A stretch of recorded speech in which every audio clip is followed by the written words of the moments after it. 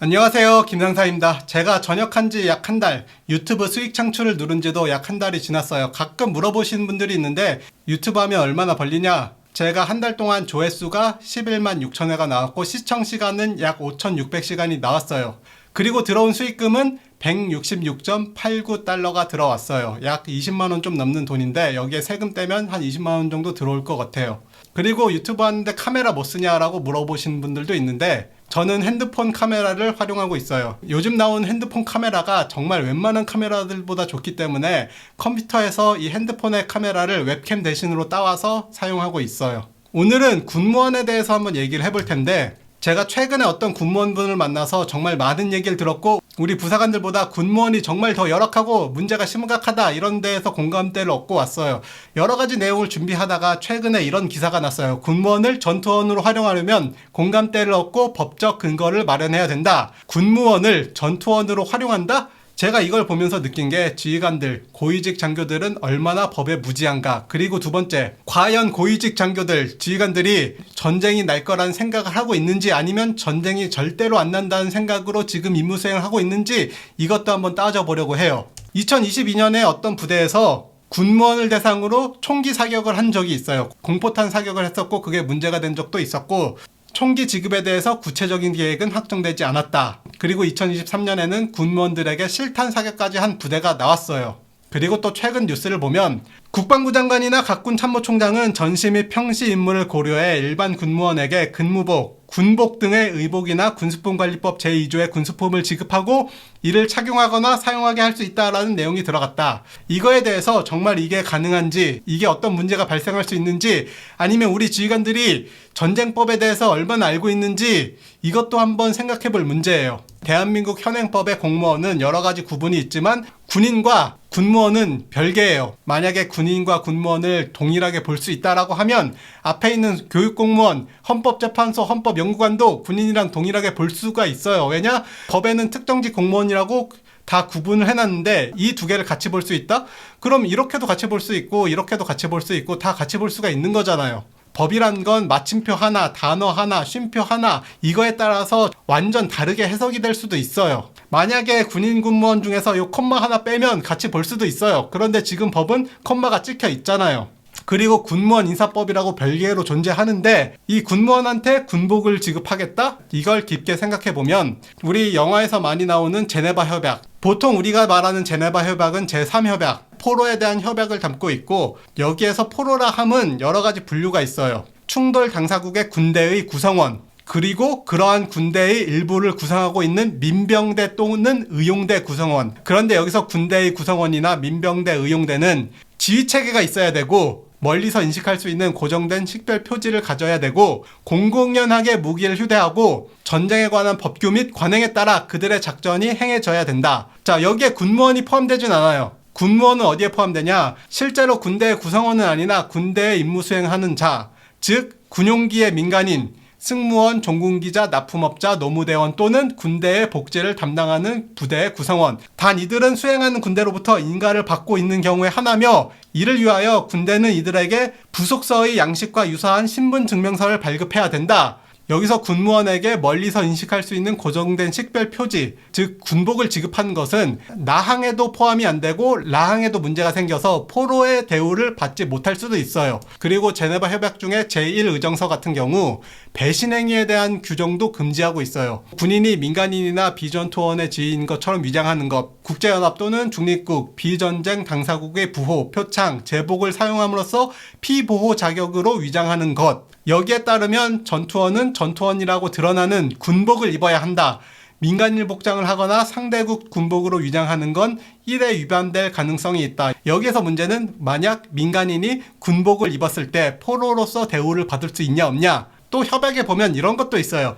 모든 포로는 해당 문제에 관하여 신문을 받을 때 그 성명, 계급, 출생 연월일 및 소속 군 번호, 연대 번호, 군번을 진술하여야 하며 각 충돌 당사국은 동국 관할에 있는 자로서 포로가 되어야 할 모든 자에게 이런 내용이 포함된 신분 증명서를 발급하여야 하고 이 증명서는 6.5 곱하기 10cm의 크기로 하여 정부 2통을 발급하여야 한다.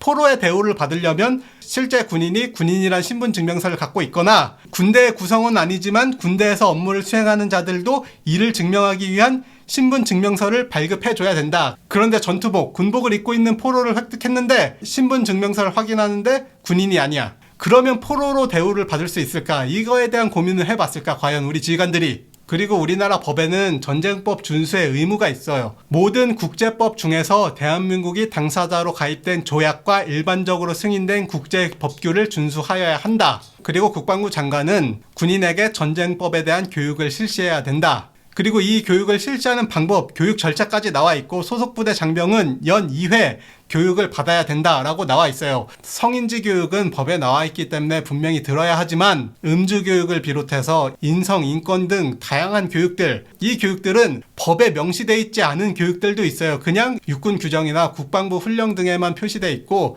법에 없는 교육들이 상당히 많아요. 그런데 그 교육들은 필수 교육이라고 하면서 법에 나와 있는 전쟁법에 대한 교육을 과연 하는 부대가 얼마나 되냐? 전쟁법을 조금만 연구해도 이 신분증명서가 필요하다는 걸 알 수 있고 이 신분증명서에 대한 대책이 있느냐? 제가 10년 넘게 군생활을 하면서 이런 신분증명서에 대한 얘기를 하는 지휘관은 단 한 번도 보지 못했어요. 이게 2차 세계대전 때만 봐도 이런 수첩들을 들고 다녀요. 이런 수첩들을 들고 다니고 어떤 영화에 보면 포로들이 한 손에 수첩을 펼치고 수첩을 내밀면서 투항하는 장면들이 나와요. 그게 뭐냐? 바로 신분증명서예요. 그리고 이 전쟁법에 대한 이해가 우리나라 지휘관들보다 해외 영화 감독들이 훨씬 잘 알고 있어요. 영화 퓨리에서 나온 한 장면인데 독일군의 포로를 처형하는 장면이 나오죠. 이런 전쟁법 위반, 주변에서 다 방관하고 있고 전쟁 범죄라고 생각하잖아요. 주변에 독일군이 없고 유일하게 생포된 독일군이어서 이렇게 했냐? 다음 장면에 보면 여기 의무병, 철모를 보면 독일군이에요.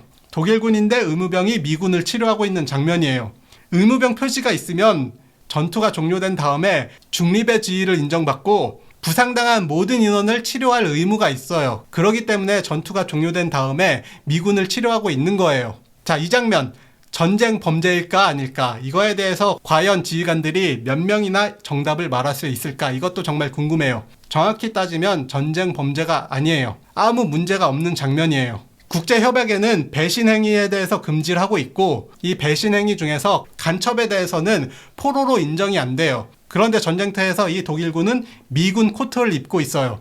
미군 코트를 입고 있는 순간 간첩으로 간주할 수가 있고 더 이상 포로로 대우를 할 필요가 없는 거예요. 우리가 포로로 잡혔을 때 하지 말아야 될 행동. 내일 당장 전쟁이 나면 우리 부하들이 포로가 될 수도 있는데 그 부하들을 보호하기 위한 생각을 해봤냐? 그러기 위해선 포로가 됐을 때 어떤 말을 해야 된다. 우리 미군 드라마나 영화를 보면 소속과 관등 성명, 군번을 강력하게 얘기하고 다른 얘기는 안 해요. 왜냐? 그 얘기는 해야 되고 그 얘기를 해야지만 포로로 대우를 받을 수 있기 때문이에요. 그리고 신분증명서도 있어야 되고 내일 전쟁이 나서 포로가 될 수 있는 우리 국군 장병들에게 과연 이런 준비를 하고 있나? 전쟁이 난다고 생각하면 정말 할 게 많은데 지금 딴짓하느라고 하나도 못하고 있잖아요. 군무원한테 군복을 준다. 군무원은 숙소도 안 주고 군인들한테 주는 수당도 안 주고 군인연금도 안 주고 그런데 당직비는 군인으로 주죠. 공무원 당직비가 훨씬 좋은데 공무원 당직비는 안 주고 군인 당직비로 주고 이제 전시에 전투원으로 투입하고 포로의 대우도 박탈해 가려고 하는 게 아닌가? 우리 전쟁법 교육이 됐으면 10 곱하기 6.5 사이즈의 신분증명서도 필요하고 포로로 잡히면 소속, 관등성명, 생년월일, 군번을 말해야 되는데 이런 교육도 안 돼 있고 전투원으로 잡혔는데 신분증명서엔 군무원으로 돼 있고 군번도 없고 이런 군무원들이 포로로서 대우를 못 받았을 때 국제법적으로 아무 문제가 있나 없나? 이거에 대해서는 국제조약이란 국제법이기 때문에 그 이해 당사자들 국가에게 모두 문의를 하고 정확한 확답을 받은 다음에 그 다음에 진행할 문제지 우리나라 법이라고 우리나라 마음대로 추진할 수 있는 문제가 아니에요. 전쟁이 절대 일어나지 않을 거라고 생각하니까 이런 행동을 하고 있고 자, 우리 방탄조끼 보급 나온 지 꽤 오래돼요. 저도 꽤 오래전부터 입던 이 방탄조끼 이게 뭐가 문제냐? 우리 유탄 발사기를 들고 다니는 유탄수들. 자, 전쟁이 나면 유탄에 대한 탄약은 어디다 들고 다니죠? 그냥 전투복 주머니에 넣고 다녀야 돼요. 이 방탄조끼 도입하면서 유탄 파우치 하나 도입을 안 했고 문제 제기를 하니까 유탄 파우치 조만간 도입해주겠다 한 게 몇 년 전이에요. 꽤 오래됐어요. 제가 중사달 때 방탄조끼를 받고 그때 유탄 파우치가 없어서 유탄수들은 어떻게 하냐 했더니 보급 예정이다 하고 제가 상사를 달았는데 아직도 유탄 파우치가 없이 임무 수행을 하고 있고 전쟁 나면 주머니에 넣고 싸워야 되고 지휘관들은 이런 단순한 고민 하나 안 하고 있죠. 그리고 정말 최전선에서 싸워야 되는 우리 전투병들에 대한 고민을 얼마나 해봤냐. 미 해병과 한국군 해병대의 탄알집 교체하는 장면이에요. 자, 여기서 어떤 차이가 발생하냐. 이쪽에 보시면 미군은 다리 쪽에 뭔가 하나 더 달고 있어요. 이게 어떤 역할을 하냐. 탄알집 교체가 시작되면 미군은 먼저 탄알집을 빼요. 옆에 있는 미군은 숙달이 좀 덜 된 미군 같은데, 이 미군 같은 경우 탄알집을 먼저 빼는데 우리 해병대는 교체할 탄알집에 먼저 손이 가죠. 그 다음 장면, 이 미군은 다리 쪽에 있는 덤프 파우치에 먼저 탄알집을 넣고 우리 해병대는 이제 탄알집을 새로 꺼내고 있고, 우리 해병대가 총기로 탄알집을 갖고 왔을 때 미 해병대는 이제 새로운 탄알집에 손이 가요. 그 다음 장면, 미 해병대는 그냥 자연스럽게 탄알집을 꽂으면 되고, 우리 해병대는 탄알집을 교체를 하고 기존의 탄알집을 다시 탄알집 파우치에 넣어야 되는 번거로운 절차가 있어요. 그리고 미군은 사격 준비가 끝나가고 총구 방향도 계속 적을 지향하고 있고, 우리 군은 어쩔 수 없이 총기는 하늘을 보고 있고 탄알집을 정리하고 있어요. 정말 실전 같은 훈련을 했으면 이런 여러 가지 문제점들을 도출해서 보완을 하고 우리 장구류에 이런 불편한 사항들이 포함할 수가 있었는데, 우리 최전방에서 싸운 사람들이 뭐가 필요한지 이해를 못하고 있잖아요. 우리 훈련 나간 무전기 손으로 들고 다녀요. 이어마이크라는 장비가 있는데 왜 활용하지 않는가? 전술적으로 운영하려면 이어마이크를 써라. 지휘관들은 이렇게 지시하는데 이걸 왜 쓸 수 없는지 그냥 본인이 지휘관이 착용하고 뛰어다니면서 무전 한번 해보면 바로 알 수 있어요. 이게 안 되는 이유가 뭔지, 왜 불편하게 다 손에 들고 다니는지. 자, 인원 부족으로 군무원을 전투원으로 활용한다? 저는 그 전에 현재 있는 인원들의 생존력과 임무 수행 능력을 충분히 끌어올리는 게 먼저라고 생각해요. 장비빨이라고 돈으로 상당히 많은 게 커버돼요. 미군 같은 경우 야간전을 주로 하는데 야간전만 하는 이유가 있어요. 장비가 비싸서 돈이 없다? 작년에 인건비로만 3,099억이 남았고 이거 다 반납했어요. 그런데 정말 군대를 생각하고 있으면 이 부족한 인원을 이 돈을 써서 장비로 커버를 할 수가 있는 거예요. 법적으로 예산이 달라서 못 쓴다. 맞는 말이지만 방법을 찾으면 있어요. 국회의원들한테 정말 인원이 없어서 전투력이 떨어지니까 우리 전투력을 올리기 위해선 이 돈으로 장비를 사야 된다. 그렇기 때문에 이 돈을 전환해 달라. 근데 법적으로 전환이 안 된다면 추경으로 3천억 정도 받은 다음에 연말에 이 3,099억을 반납하겠다. 추경은 무기를 사고 남는 돈은 반납하기 때문에 추가적으로 늘어나는 세금은 없다. 이런 논리를 통해서 국방부 장관이든 누가 나서서 정부랑 협상을 해야 되는 거예요. 장비가 어느 정도 좋아지면 야간전만 할 수도 있고, 야간전을 하면 우리 생존력이 훨씬 좋아져요. 이게 미군들이 보통 쓰는 장비랑 거의 비슷하게 세팅을 한 건데, 앞에 달린 게 표적 지식인데 후레쉬 기능도 있고 레이저도 있고 적외선도 있어요. 그리고 이쪽에 보면 스위치를 달아놨는데 이걸 누르면 작동을 하는 거예요. 그래서 보통 미군은 수직 손잡이를 잡고 엄지손가락을 올려놔요. 필요할 때 프레쉬를 작동하고 끌 수가 있는 거죠. 이런 장비에 야투경 하나만 제대로 보급해주면 야간 전투 아무 무리 없이 할 수가 있고, 주간 전투, 우리 11K란 조준경이 나오긴 하지만 여러 가지로 불편하고, 미군이 왜 이런 장비를 쓰는지 분석을 좀 하고, 그리고 뒤에 달리는 이 배율경 이런 것도 하나 좀 보급을 해주고, 이거는 굳이 밀스펙을 그렇게 인정받지 않아도 그냥 배율만 되면 되잖아요. 그래서 만약에 주간 전투를 하더라도 조준경과 이 배율경 이것만 있어도 상당히 많은 도움이 되고 전투력이 올라가고, 이 표적 지식이 이것만 제대로 달려 있어도 정말 순수 야간 전투만 할 수도 있어요. 북한군 전체에 이 정도 장비를 갖출 수 없기 때문에 우리가 지금 있는 인원들에게 충분한 장비를 지급해서 야간에만 전투를 한다고 하면 전투력을 압도할 수도 있어요. 그리고 정말 야전부대 의견이 1도 반영 안 되는 게, 자, 이런 부착물도 미군은 정말 사용자의 편의에 맞춰서 개발이 되는데 우리나라는 윗사람들의 생각이 반영돼서 만들어요. 우리나라 조준경 부착하는데 상당히 번거롭고 복잡해요. 그런데 미국은 이거 탈부착 어떻게 하냐, 여기 버튼 그냥 누르고 레버 제끼면 바로 떨어져요. 그리고 그냥 다시 잠그면 잠겨요. 이것만 해도 굉장히 튼튼하고, 뒤에 있는 배율경도 그냥 버튼 누르면 바로 분리가 돼요. 이렇게 간단하게 분리하고 결합하면서 정비도 할 수 있고 여러 가지를 할 수가 있는데, 우리나라 장비는 굉장히 복잡하게 되어 있죠. 정말 야전에 가서 실전적인 훈련만 하면 뭐가 필요한지, 우리 부대원들이 당장 뭐가 필요하고 전쟁에서 필요한 게 어떤 건지, 전투에서 당장 필요한 게 어떤 건지 금방 알 수가 있는데, 이런 걸 지휘관들이 정말 고민을 안 하고 전쟁이 안 날 거라고 생각하니까 이런 고민을 안 하는 거잖아요. 그리고 미군들이 탄알집 밑에 이런 거 달아두는 거 괜히 달아두는 게 아니에요. 다 이유가 있어서 달아두는 거고, 이런 거에 대한 고민을 과연 지휘관들이 해봤냐? 전 정말 의문이에요. 이런 거 하나하나 정말 생각할 게 많은데 왜 이런 것들을 다 고민을 안 하고 쓸데없는 것만 하는지, 우리 지휘관들이 전쟁 준비가 되어 있는지 고민해볼 문제죠. 우크라이나전 교훈으로 아이폰 금지랑 견장 착용 금지 지시가 내려왔는데, 어제 오늘 북한이 GPS 교란 공격하고 있죠. 백령도에 내비 작동이 안 된다고 여러 가지 기사가 나오고 있는데, 저는 이걸 보고 무슨 생각을 했냐. 5일 전에 이런 기사가 나와요. 우크라이나에 제공된 첨단 무기들이 GPS로 작동되는 엑스칼리버 유도탄과 하이마스 등의 명중률이 급격히 떨어졌다. 그 이유는 러시아군이 전파 방해를 통해서 GPS로 정밀 유도되는 무기들을 무용 지물로 만들었다. 그런데 지금 북한이 러시아한테 무기를 제공하고 여러 가지 데이터를 받고 있을 거 아니에요. 그런데 이 기사가 나오고 북한이 GPS 교란 공격을 했다? 그러면 지금 지휘관들은 뭘 해야 되냐? 우리나라에서 GPS로 작동되는 탄약들은 어떠한가? 전쟁이 나면 쓸 수 있는가 없는가? 그렇다면 어떻게 보완을 해야 되냐, 이런 걸 고민하고 있어야 돼요. 이거 말고도 정말 많은 문제들이 있는데, 군대 내에 있는 교범이 정말 완벽한가, 그대로 하면 되는가. 대한민국에 있는 전투 부상자 처치 교범 정말 열악해요. 얼마나 열악하냐, 제가 시중에서 살 수 있는 이 책이 하나 있어요. 전투 외상 응급 처치라는 책인데, 이 책이 대한민국 군대에 있는 전투 부상자 처치 교본보다 훨씬 좋아요. 일본에서 만든 거고, 이런 애니 캐릭터랑 여자 배우들을 넣어놔서 보기도 괜찮고, 어떤 내용들이 있냐, 대한민국 군대에 있는 교본보다 더 직관적으로 사진을 넣어놨고, 지혈법 중에 간접 압박법이 있는데 이게 사람 손으로 굉장히 힘든 거예요. 그래서 여기 보면 탄알집으로 눌러야 된다. 그리고 이것도 힘이 많이 들기 때문에 결국에 나중에 가서는 어떤 방식으로 보완을 해라. 그 외에도 정말 전시 상황에서 어디를 어떻게 압박을 해야지 이 사람을 지혈할 수가 있고 경계를 할 수가 있고 전투를 할 수 있다.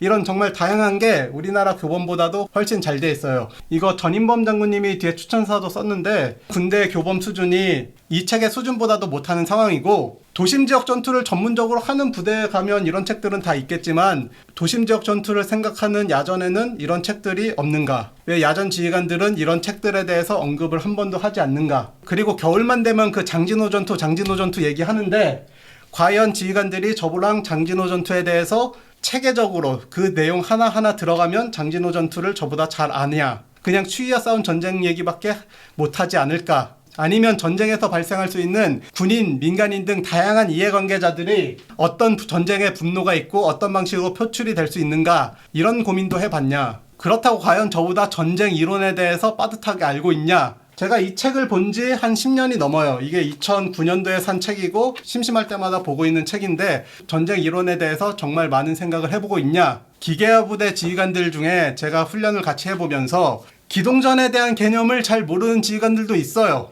정말 답답한 지휘관들도 있고, 제가 내색은 안 하고 그냥 지휘관이고 지휘관을 존중하는 입장에서 아무 얘기도 안 하고 넘어간 게 많은데, 기동전에 대한 이해도가 떨어지는 사람들도 많고, 하다못해 전차 장갑차에 대한 원리, 구조 이런 것도 잘 모르는 사람들도 있어요. 우크라이나가 사용하는 M2 브래들리 장갑차에 부가 장갑이 어마어마하게 달려있고, 그것 때문에 포탄을 몇 대씩 맞고 기동하는 장비들이 있어요. 그걸 보면서 우리 장갑차에 부가 장갑을 도입했을 때 문제점이 뭔가, 얻는 이득 대비 손해봐야 되는 게 어떤 게 있는지, 이런 거에 대한 분석을 우크라이나전 영상만 봐도 할 게 정말 많고, M2 브래들리 장갑차가 T90 전차를 25mm 주포로 잡는 영상도 있어요. 그걸 보면서 저라면 우리 K21 장갑차 주포가 M2 장갑차 주포보다 구경이 훨씬 크기 때문에 관통력이 더 높을 거다. 그럼 우리 장갑차는 어디까지 관통이 되고 북한군 전차를 상대로 어디까지 할 수가 있을까? 그런데 우리나라에는 북한군 전차보다 좋은 전차가 있어요.